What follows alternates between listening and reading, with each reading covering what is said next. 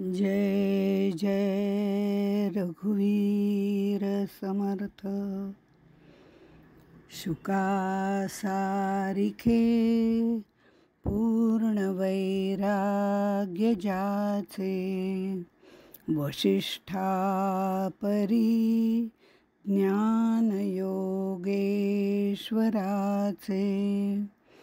कवी वाल्मिका सारिखा मान्य ऐसा, नमस्कार माझा सद्गुरु रामदासा. जय जय रघुवीर समर्थ. मन हेची राम जनी मेघश्याम, देही आत्मा राम पाहे डोळा. पाहुनिया डोळा स्वरूपी मुरावे, वाचेसी असावे राम नाम. जय जय रघुवीर समर्थ. श्री समर्थांच्या चरणी नतमस्तक होते. आपल्या सर्व श्रोत्यांच्या पुढे अभिवादन करते आणि आत्मारामाच्या पुढच्या ओव्यांना सुरुवात करते. आज आपण 16वी ओवी बघणार आहोत. तिथपासून सुरुवात करणार आहोत. अभिन्न ज्ञाता तोची मान्य, साधक साध्य होता धन्य. वेगळेपणे वृत्ती शून्य, पावती प्राणी श्रीराम. वेगळेपणे पाहो जाता, मोक्ष न जोडे सर्वथा. आत्मा ही दिसेसा नाही, मतावर पडे होती प्राणी श्रीराम. आपुलिया डोळा जे देखिले, ते पंचभूतांमध्ये आले. ऐसे जाणोनी दृढ धरिले, ते नडले प्राणी श्रीराम. अभिन्न म्हणजे अद्वैत. भिन्नता नाही, एकरूपता आहे. ते अभिन्न म्हणजे अद्वैत. ते जाणून जो परब्रह्माशी तदाकार होतो, तो खरा जाणता ज्ञानी. तो साध्य करतो म्हणजे अद्वैत प्राप्त करतो. आपण आणि परब्रह्म यात जोपर्यंत भिन्नता आपण मानतो, तोपर्यंत त्रिपुटी असते आणि तोपर्यंत आत्मज्ञान होणार नाही, मोक्ष नाही. कारण त्रिपुटी द्वैतामध्ये येते. त्रिपुटीचे गोंडस अनुभव साधकाला त्याच्यातच गुंतवून ठेवतात. मी म्हणजे देह नाही हे पांडित्य मला कळतं. मला असं वाटतं की मला आता साक्षात्कारच झाला आहे. मला स्वप्न पडलं, त्या दिवशी काय अमके स्वामी माझ्या स्वप्नात आले, किंवा काही नाही तर मी उपासनेला बसले होते किंवा पूजेला बसले होते, मला अनेक प्रकारचे गंध यायला लागले. ध्यानाला बसले होते तर मला कुठेतरी काय ते निळं वगैरे प्रकाश दिसायला लागला. असं हे सगळ्या गोष्टी ज्या आहेत ना, ते सगळं मला साक्षात्कारच झालं आहे असं मला वाटायला लागतं. आणि मला साक्षात्कार झाला आहे, मला साक्षात्कार झाला आहे हे सांगण्याची चढाओढच लागते. पण ही चढाओढ जिथपर्यंत आहे, जिथपर्यंत माझा साक्षात्कार सांगण्याची खुमखुमी मला आहे, तोपर्यंत मला साक्षात्कार झालेला नाही. हे सगळे जे आहे ते त्रिपुटीचे गोंडस असे अनुभव साधकाला येत असतात. पण ही त्रिपुटी आहे आणि त्रिपुटी द्वैतात होते आणि अनुभूती ही अद्वैतामध्ये प्राप्त होते. त्यामुळे तो अनुभव नाही, ती अनुभूती नाही. इंद्रिय, मन, बुद्धी यांनी हा अतींद्रिय आत्मतत्व जे आहे ते जाणता येणार नाही, आत्मा जाणता येणार नाही. ही ज्ञान साधनं आहेत, आत्म्याचं शब्दज्ञान करून देणारी आहेत. पण स्वरूपात विलीन होण्याच्या अद्वैत आनंद अनुभवायला, म्हणजे स्वरूपामध्ये जर विलीन व्हायचं असेल, अद्वैत आनंद अनुभवायचा असेल, तर यातून बाहेरच पडावं लागतं. तेव्हा हा देह नाही, आत्मा आहे, हा अनुभव येतो. आत्माही दिसेसा नाही, म्हणजे मतावर पडे होती प्राणी असं सांगितलंय. एकरूपत्व आल्यावर कुणी कुणाला अनुभव सांगायचा, कुणी कुणाला पाहायचं, असं काहीच होऊ शकत नाही, कारण तो त्याच्यातच मिसळून जातो, एकरूप होऊन जातो. पण आम्ही नेहमी वरवरच्या गोष्टींकडे बघत असतो आणि त्याच्यातच आम्हाला साक्षात्कार झाला असं आम्ही म्हणतो. म्हणून आम्ही काही वेळेला शून्यातच गुंतून जातो आणि शून्यातच गुंतलो तर ब्रह्मज्ञान होत नाही. आम्ही बाह्य गोष्टी बघत राहतो आणि त्या बाह्य दृश्य विश्वामध्येच रमत असतो. यावर एक अष्टावक्राची कथा पाहूया. अष्टावक्र 12 वर्षाचे होते. सम्राट जनकाने शास्त्रचर्चा करण्यासाठी सभा बोलावली होती. नेहमीप्रमाणे त्या सभेत जो जिंकेल त्याच्यासाठी राजवाड्याच्या बाहेर सुवर्णांनी मंडित, हिऱ्यांनी मंडित अशा गायी बाहेर ठेवलेल्या होत्या. अष्टावक्राचे वडील त्या चर्चेत भाग घेण्यासाठी गेले होते. एका विद्वानांकडून त्यांना हार खावी लागणार अशी चिन्ह दिसू लागली. ही बातमी अष्टावक्रांना कळली आणि ते तिथे गेले. त्यांनी राजदरबारामध्ये प्रवेश केला. त्यांचं शरीर 8 ठिकाणी वाकडं झालेलं होतं, त्यामुळे ते चालताना थोडेसे गमतीशीरच दिसायचे. वेडं वाकडं चालायचे, हातात काठी होती आणि ह्या सगळ्या रूपाला अष्टावक्र असं नाव दिलेलं होतं. त्यांना अष्टावक्र असं म्हणत असत. त्यांचं चालणं पाहून सर्व विद्वान पंडित हसायला लागले. त्यावर अष्टावक्रसुद्धा इतके खळखळून हसले. तेव्हा जनकराजांनी म्हटलं की इतर सगळे का हसतायत हे मला थोडंफार कळलंय, पण आपण का हसताय? त्यावर अष्टावक्र म्हणाले, या चांभाराच्या सभेमध्ये सत्याचा निर्णय होतोय हे बघून मी हसलोय. हे चांभार इथे काय करतायत? जनकराजा म्हणाले, चांभार? तुला म्हणायचंय काय? त्यावरती अष्टावक्र म्हणाले, गोष्ट सरळ आहे. यांना फक्त माझं चामडं दिसतंय, मी दिसत नाही आहे. माझं शरीर वाकडं आहे, पण त्यातला जो खरा मी आहे तो वाकडा नाही आहे. जो शरीराच्या आत आहे त्याच्याकडे पहा ना. त्याच्यापेक्षा साधं सरळ सोपं सुटसुटीत शुद्ध विमल असं काहीच सापडणार नाही. जीवनात पाहण्याचे 2 दृष्टिकोन आहेत. एक आत्मदृष्टी आणि दुसरी चर्मदृष्टी. चांभार चांबड्याकडे बघतो आणि प्रज्ञावान आत्म्याकडे बघतो. हे ऐकून जनकराजा अष्टावक्रांना शरण गेला. आपल्याला इथे पहिल्यांदा म्हटलं आहे अभिन्नपणे तोची मान्य. म्हणजे इथे खरं म्हटलं तर ही जी ओवी आहे त्याच्यामध्ये मध्ये जरी इथे दंड असला, अभिन्न ज्ञाता तोची मान्य, साधक साध्य होता धन्य. पण खरं ते असं आहे, अभिन्न ज्ञाता हो तोची मान्य साधक, साध्य होता तो धन्य, असा त्याचा अर्थ आहे. म्हणजे अभिन्न ज्ञाता तोची मान्य साधक, जो साधक अभिन्नपणे राहतो तो खरा साधक आहे आणि तोच त्याला जे पाहिजे ते साध्य झाल्यावरती धन्य होतो, अशा तऱ्हेने त्याचा अर्थ आहे. अभिन्न ज्ञाता म्हणजे काय तर ते पाहू. पण त्यापूर्वी भिन्न ज्ञाता म्हणजे काय? मी ग्रंथ वाचते, तेव्हा ग्रंथ हे ज्ञेय आहे. ते वाचणारा मी ज्ञाता आहे आणि जे मिळतं आहे त्या ग्रंथामधनं ते ज्ञान आहे. ज्ञाता ज्ञेय ज्ञान ही त्रिपुटी इथे आहे. इथे वाचणारा मी आणि ग्रंथ हे सगळं वेगवेगळं आहे. मी वेगळा आहे, ग्रंथ वेगळा आहे. हा ग्रंथ ही मी, असे दोन्ही वेगवेगळे आहेत. त्यातलं ज्ञान मिळवल्यानंतर सुद्धा मी आणि ग्रंथ वेगळेच राहतात.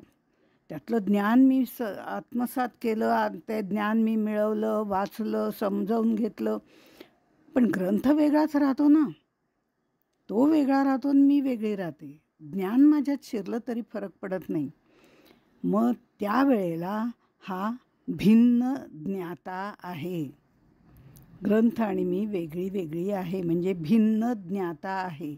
जिथे ज्ञाता जो आहे म्हणजे ग्रंथ जो आहे आणि मी ज्ञाता मी आणि जे ज्ञेय म्हणजे ग्रंथ आहे, हे दोन्ही एकरूप व्हायला पाहिजेत. म्हणजे जिथे ज्ञाता आणि ज्ञेय एकरूप होतात त्याला अभिन्न ज्ञाता असं म्हणतात. जीव ज्ञाता आहे, कूटस्थ चैतन्य जे आहे ते ज्ञेय आहे. आम्हाला तेच जाणून घ्यायचं आहे ना. आत्मतत्व म्हणजे काय, परब्रह्म म्हणजे काय, त्याचंच ज्ञान मिळवायचं आहे.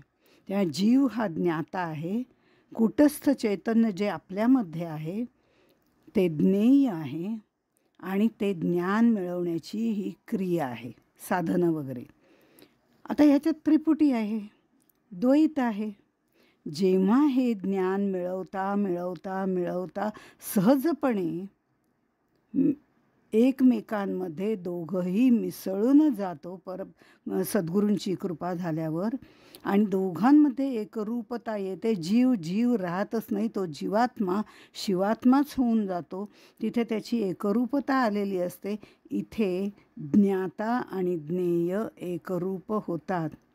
अशा ज्ञाताला अभिन्न ज्ञाता असं म्हणतात. साक्षात्कार झाल्यानंतरच अभिन्न ज्ञाता होऊ शकतो. म्हणून ते म्हणत आहेत की साध्य होता धन्य. महासाधक जो आहे तो हे अभिन्न ज्ञाता किंवा साक्षात्कार झाल्यावर त्याचं साध्य त्याला प्राप्त होतं. अशा तऱ्हेने सांगितले. पुढे ते म्हणतात, आपल्या डोळा देखिले पंचभूतांमध्ये आले. जे जे आपल्या डोळ्यांना दिसतं याचा आधीही उल्लेख आपण केला होता, ते सर्व पंचभूतांमध्ये समाविष्ट आहे. ते म्हणजे परब्रह्म नाही आहे. जे आपल्याला डोळ्यांना दिसतं तेच आपण नेहमी खरं मानत असतो, पण तरीसुद्धा जे माझ्या डोळ्यांना दिसतं आहे ते खरं असतंच असं नाही. आणि खरं म्हणजे ते भासच असतो. सत्य फक्त एकम एव अद्वितीय आहे. पण जे जे डोळ्यांना दिसतं ते आम्ही खरं मानायला लागतो, त्यालाच घट्ट धरून आम्ही बसतो. पण अध्यात्मामध्ये तसं चालत नाही, कारण ते सगळं मायेमध्ये येतं आणि माया अशाश्वत आहे. त्यामुळे शून्याच्या गोंधळातही काही लोक पडतात, कारण मायेच्या पुढे जातात. माया म्हणजे ही सर्वसाधारण माया, पंचभूतात्मक माया, ते अष्टधा प्रकृती, याच्या पलीकडे जातात, दृश्य ओलांडून जातात, पण मूळ मायेपर्यंत पोचलेले नसतात. इथून तिकडे पलीकडे उडी मारायची आहे, तिथे मध्ये सगळा शून्याचा गोंधळ आहे आणि तिथे आपली फसवणूक होते. म्हणून तिथे सावध, साक्षेपी, दक्ष असावंच लागतं साधकाला. मग तो पलीकडे जाऊ शकतो. एकम एव अद्वितीय असं जे आत्मतत्व आहे, परब्रह्मतत्व आहे, त्याच्यापर्यंत. कारण त्याच्यातून विश्वाची निर्मिती झालेली आहे. शून्यातून काहीही निर्मिती झालेली नाही. शून्य अधिक शून्य शून्य, शून्य वजा शून्य शून्य, शून्य गुणिले शून्य शून्य. पण त्या एकाच्या आधी कितीही शून्य लावले तरी एक असतंच. तसंच त्या एकाच्या पुढे कितीही शून्य दिले तरी त्याची किंमत बदलते. अशा तऱ्हेने समर्थांनी बौद्धांचं शून्य तत्त्वज्ञान थोडाफार ह्याच्यात इथे खोडून काढलेलं आहे. मग पुढे ते म्हणतात, म्हणून आपल्याला शून्याच्या गोंधळात पडायचं नाही आहे, आपल्याला त्याच्या पलीकडे जायचं आहे. ते सत्य आहे, एकम एव अद्वितीय. ह्या भ्रमातून बाहेर पडून त्या सत्याकडे जायचं आहे. मध्ये शून्याचा पडदा आपल्याला लागतो, तो पडदा बाजूला सारायचा आहे आणि मग पलीकडे जायचं आहे. मग ते म्हणतात, जो पंचभूतांचा दास, तया पंचभूतामध्ये वास, भोगी नीच नवा गर्भवास, पुनरावृत्ती श्रीराम. तो शिष्ये विनंती केली, म्हणे आशंका उद्भवली, पंचभूतांची सेवा केली बहुतेकी श्रीराम. जो पंचभूतांचा दास झाला तो हे सगळं दृश्य विश्व खरं मानतो आणि त्याच्यामध्येच अडकून जातो, मायेत अडकतो, पाचापाचाच्या गोंधळात अडकतो. 5 ज्ञानेंद्रिय, 5 कर्मेंद्रिय, पंचविषय आपल्याला माहिती आहे. ह्या सगळ्या पाचापाचाच्या गोंधळामध्ये तो अडकतो. मग तो वासनेमध्ये गुंततो आणि वासनेमुळे त्याला 184 योनीतून प्रवास करावा लागतो. तो त्याला चुकत नाही. पुनरपि जननम पुनरपि मरणम, याच खेळामध्ये तो त्या चक्रामध्ये अडकून पडतो. त्याला ब्रह्मज्ञान होणं कदापि शक्य नाही. या चक्रातून सुटण्याचा एकच मार्ग आहे, ते म्हणजे आत्मज्ञान, मोक्ष. बद्ध माणसाला सगळंच दुर्लभ आहे हे सांगितल्यानंतर शिष्याला काही समाधान होईना. त्यांनी मार्मिक प्रश्न विचारला. तो म्हणतो, पण मला एक शंका आली आहे. आणि शिष्याचं शंका समाधान करणं हे सद्गुरूंचं कर्तव्य आहे. तो म्हणतो, बहुतेक जण पंचभूताची म्हणजे सगुण मूर्तीची पूजा करतात, उपासना करतात, सेवा करतात. लोकच काय, साधू संत सज्जनसुद्धा पंचभूतांचं म्हणजे सगुणाचं पूजन करताना आम्हाला दिसतात. ज्यांना आम्ही नित्यमुक्त म्हणतो, जीवनमुक्त म्हणतो, विदेही म्हणतो, तेही तर सगुण उपासना करतात. म्हणजे मग त्यांना पण ते पण काय जन्ममृत्यूच्या फेऱ्यात अडकलेले असतात का? तसं असेल तर त्यांना नित्यमुक्त, जीवनमुक्त, विदेही मुक्त कशाला म्हणायचं? तेही आमच्यासारखेच झाले. आता त्याच्यावरती समर्थ त्याला उत्तर देतात.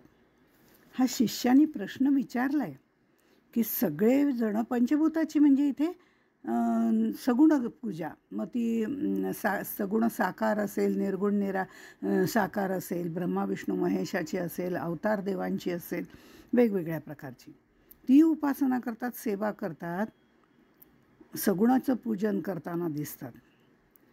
आता त्यांनाही जन्ममृत्यूच्या फेऱ्यात अडकावं लागत असेल तर त्यांना असं का म्हणायचं?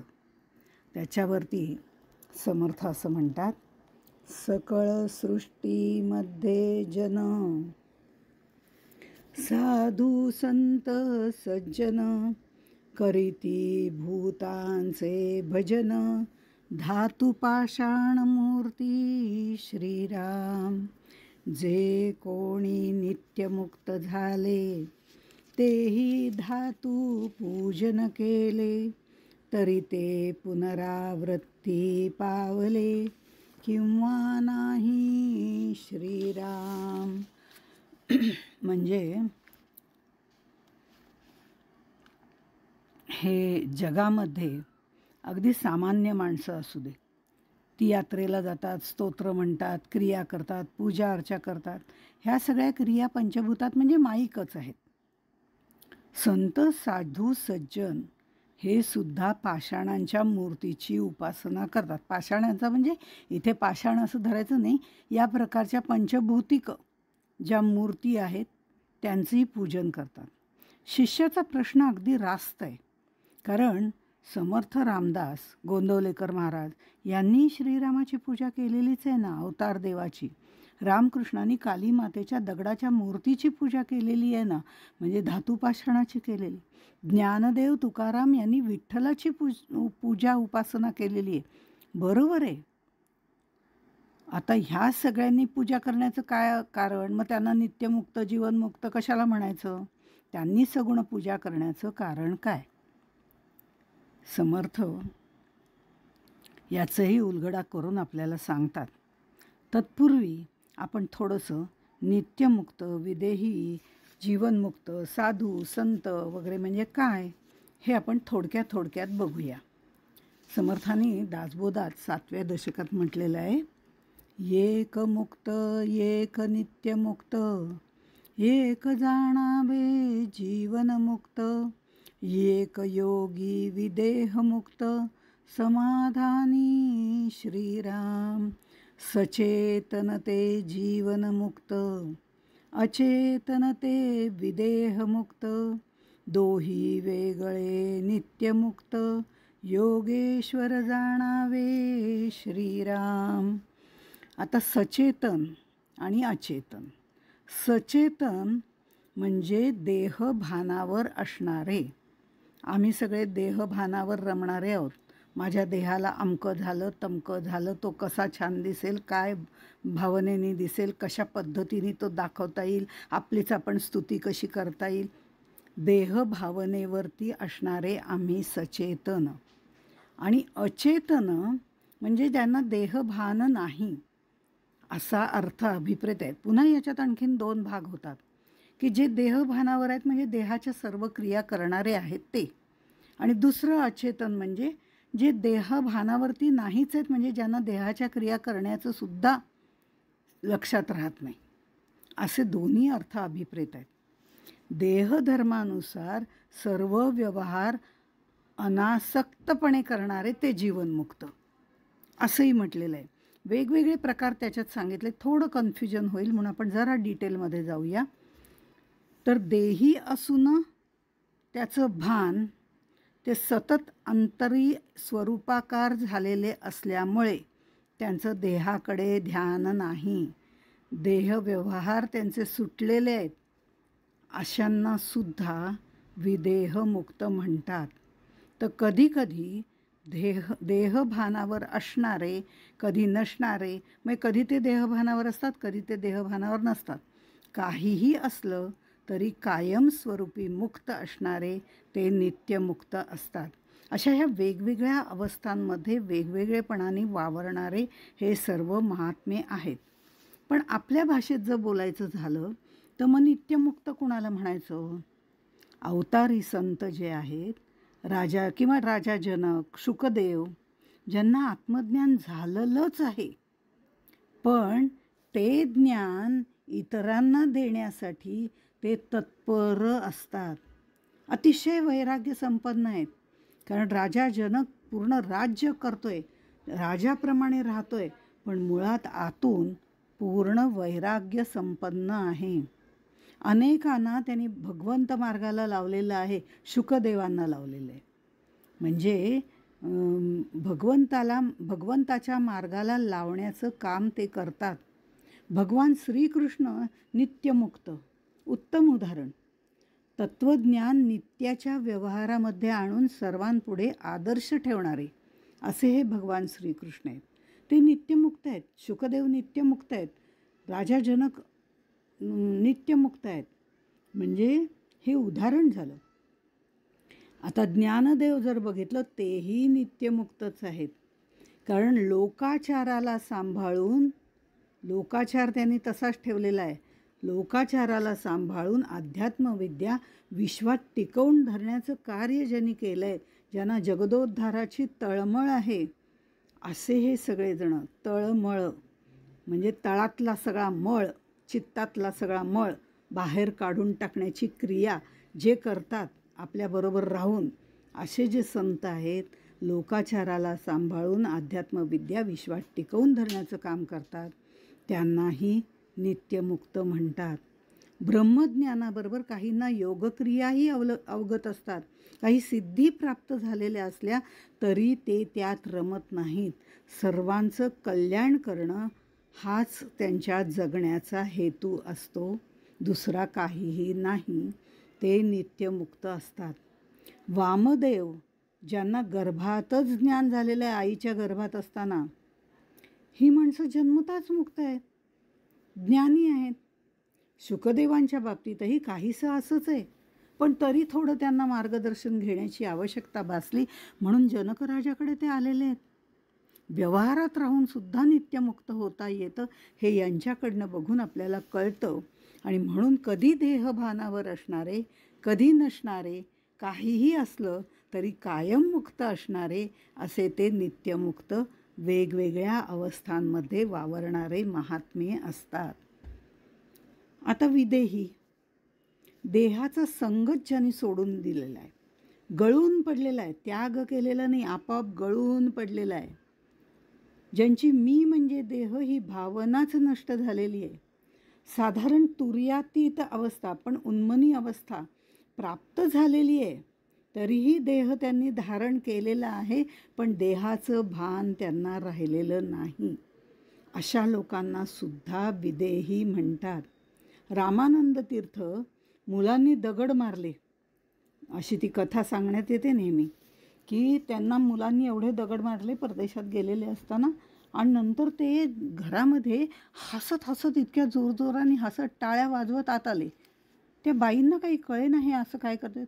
ते म्हणे, अहो आज काही विचारूच नका, आज राम्याला असं काही मारलंय, असं काही मारलंय. म्हणजे रामानंद तीर्थ वेगळे आणि मी आत्मतत्व वेगळं, या भावनेवर आरूढ झालेले, जिवंत असलेले, तरीसुद्धा देही असून विदेही असलेले त्यांनाही विदेही म्हटलं जातं.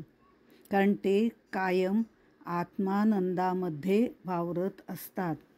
निर्विकल्प समाधीत असूनसुद्धा त्यांना देहाचं भान नसतं. म्हणजे जर ते समाधीत असले तरीही त्यांना भान नसतं. खरं तर ही मुक्तीचीच अवस्था आहे.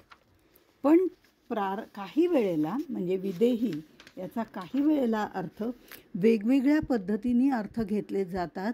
आणि त्यामुळे आपण जेव्हा जिथली गोष्ट वाचतोय, जे तत्त्वज्ञान वाचतोय किंवा जो ग्रंथ वाचतोय, त्याच्या आधीच्या आणि पुढच्या 4 ओळी बघून, 4 ओव्या बघून, 4 श्रुती बघून मग ठरवायचं असतं की नक्की यांना विदेही म्हणजे देही असून विदेही म्हणायचं आहे का विदेही म्हणायचं आहे, की देह आता सोडला आहे, देहपात झालेला आहे, देहपातानंतर सगळे प्रारब्ध भोगून तो आता मुक्त झालेला आहे, त्याची देह ही उपाधीसुद्धा सुटलेली आहे, त्यालाही विदेही म्हणतात.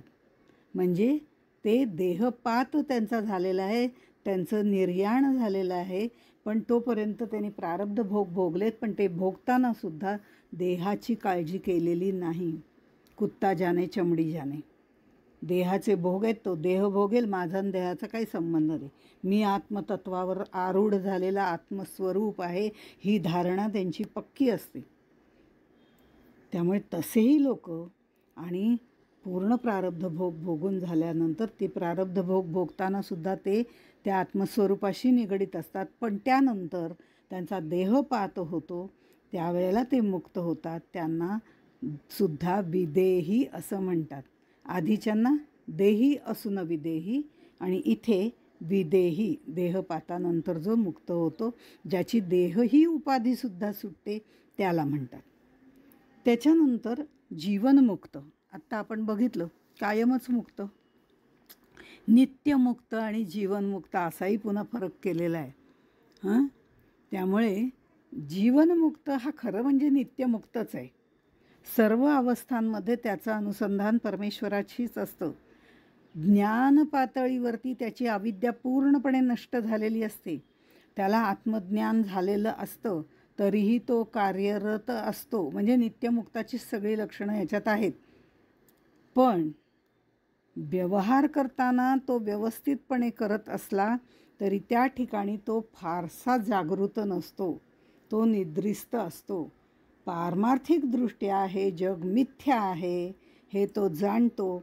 त्यामुळे व्यवहार म्हणजे आर्थिक व्यवहार करताना किंवा लौकिक व्यवहार करताना तो त्या ठिकाणी फारसा जागृत नसतो, त्याला त्याची आवडच नसते. तो निर्विकार असतो, निरहंकार असतो, अहंकार त्याचा पूर्ण निमालेला असतो.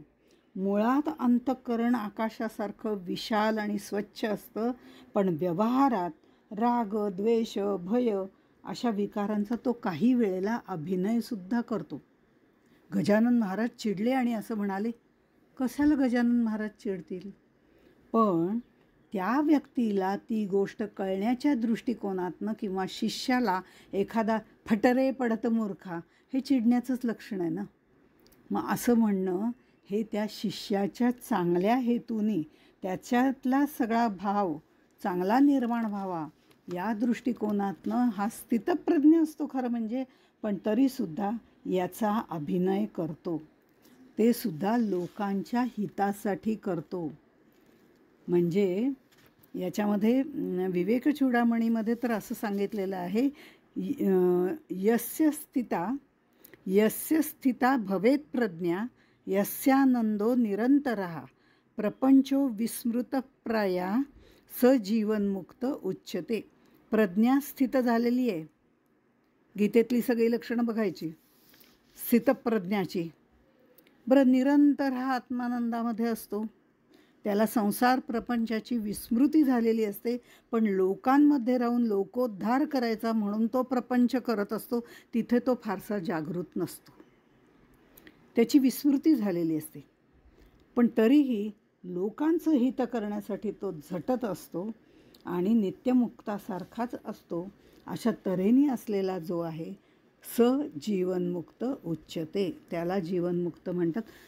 विवेकचूडामणीमध्ये या प्रत्येक गोष्टीच्या व्याख्या आपल्याला पाहायला मिळतात.